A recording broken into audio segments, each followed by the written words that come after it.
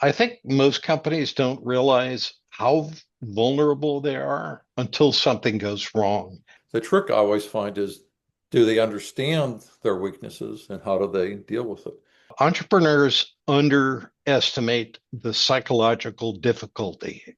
The trick is not just, oh, that's an interesting business, but finding that something that fits really uniquely for the person and then taking the jump.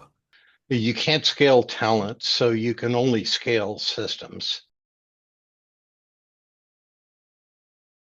Hi, I'm Rick Chess. I've known Rick Provost for over 20 years, friend, neighbor, and somebody I just admired in business for many years. So, Rick, let's start with a couple questions. You build a business around construction, franchising, safety consulting, and information services. That's not the typical path. What connects you to all of them? Probably what I would say is the concept of systems. Because if you look at every business I've been in, at its core, each one had a problem of inconsistency, unpredictability, lack of visibility. In construction, it was the execution quality. In franchising, it was replicating standards across markets. And in First Verify, it's creating reliable information flows. This is so companies can make better decisions about contractor risk. We both studied psychology in college, you at Sonoma State, myself at the University of Pittsburgh. Neither of us studied business, certainly not safety. How does that training in psychology show up in the work you do today?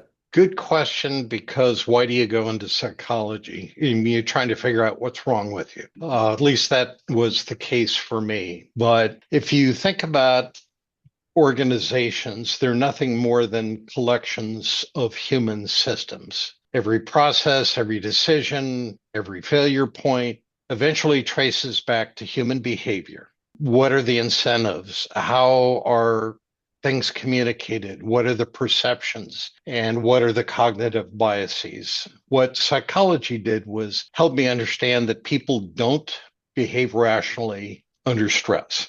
They don't behave or think clearly when they're fatigued, if there's ambiguity or conflicting incentives. Yeah, Rick, when you're talking about the stress, I did social psych at Pitt because it was a great way to meet freshman girls. And this was after the Kitty Genovese thing. We were trying to figure out how to get people to respond to a crisis, somebody in need.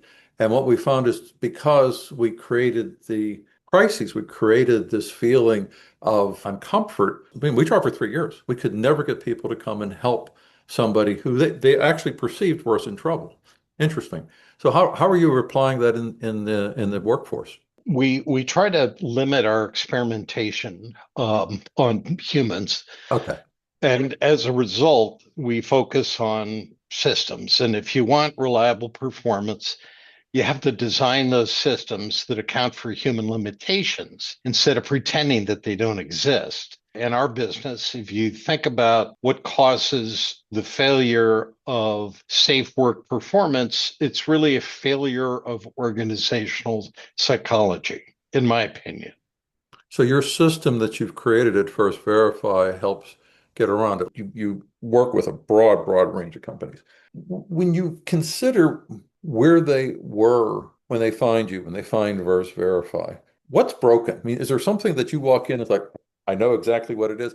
Or is it more that it has to be revealed over time? I mean, is there a pattern of what's missing? Yeah, I wouldn't call it broken so much as missing, because at the end of the day, we are information managers. Hmm. And on the client side, their information is fragmented. They trade spreadsheets, they email back and forth, they have file folders in standing folders in the back of the office. They do shared drives, inconsistent standards in different departments. And so what happens when you're trying to manage information in a optimal way, you're set up for failure unless you have systems that are organized specifically to not only capture the information and manage it, but ensure that it stays fresh and current and anticipating the kinds of business circumstances that would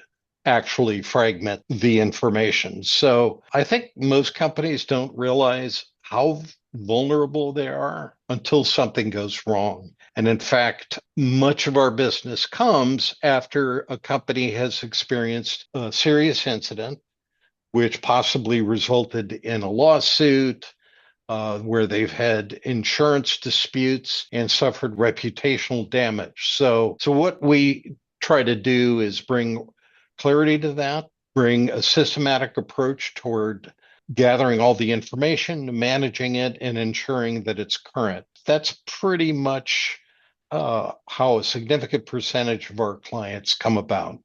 When people want to follow me into being an entrepreneur, my last full-time job was 1996. Andy was born the next year. The trick is not just, oh, that's an interesting business, but finding that something that fits really uniquely for the person and then taking the jump. Because what I find is everybody wants it delivered them to on a platter. It's like HGTV. Oh, just do this. And the few that actually pull the trigger just haven't done the work to figure out what the choices are and all the rest. Along that line, that's your question.